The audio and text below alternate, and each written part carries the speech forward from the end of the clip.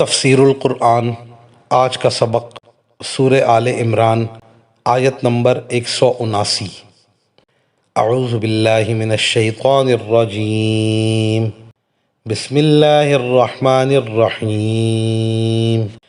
ما كان الله ليذر المؤمنين على ما أنتم عليه حتى يميز الخبيث من الطيب وما كان الله ليطلعكم على الغيب ولكن الله يجتبي من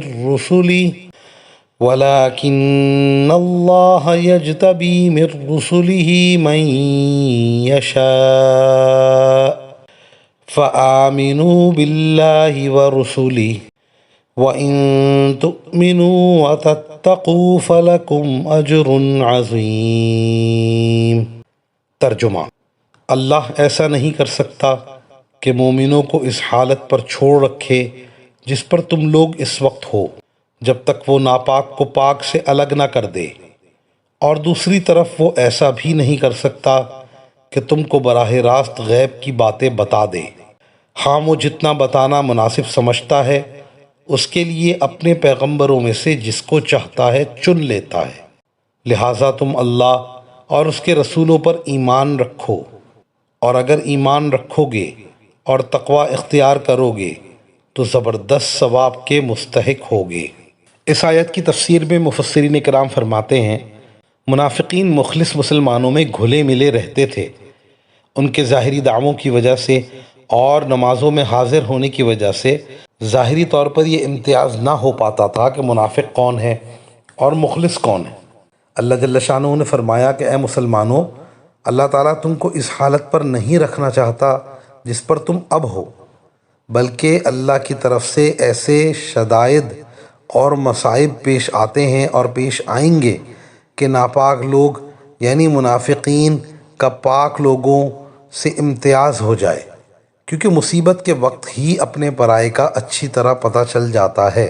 مزید فرمایا کہ اللہ جل شانہ تمہیں منافقین کے نفاق پر اس طرح مطلع فرما دیں کہ تم ان کے قلوب کو جان لو۔ ایسا کرنا اللہ تعالیٰ کی حکمت کے خلاف ہے۔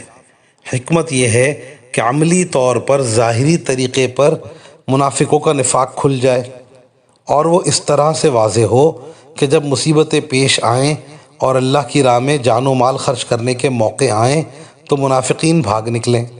غزوہ احد میں عمل سے بھی راہ فرار اختیار کی اور زبانی طور پر بھی ایسے کلمات بول اٹھے جن سے صاف ظاہر ہو گیا کہ یہ اندر سے مومن نہیں ہیں۔ اگر مسلمانوں کو منافقین کے قلوب کا حال بتا دیا جاتا اور مسلمان اپنے اسی علم کی بنیاد پر یہ کہتے کہ تم منافق ہو، مسلمان نہیں ہو، تو وہ یہ کہہ سکتے تھے کہ تمہارے پاس ہمارے منافق ہونے کی کیا دلیل ہے؟